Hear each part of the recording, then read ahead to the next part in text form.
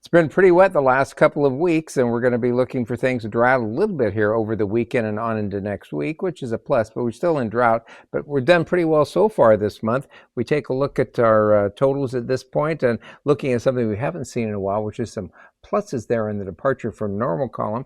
You can see we're at a little over 1.5 inches there in Bellingham ahead.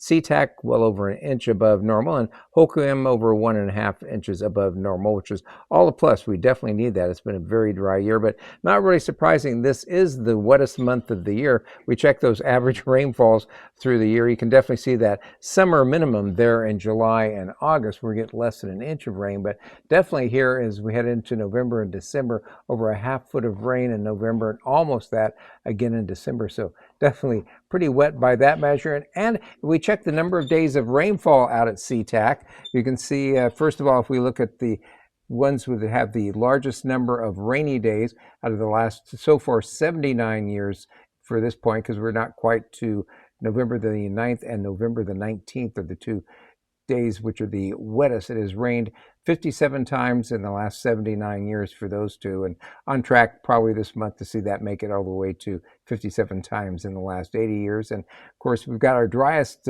days of the year, which are actually July 29th and July 31st, where it's only rained 5 times in 80 years so far out at the airport. So pretty amazing, just a sharp contrast in terms of how much rain we have between those two parts of the year. Hopefully we'll continue to get our rain in a little bit smaller chunks here in the month of November, but you never know.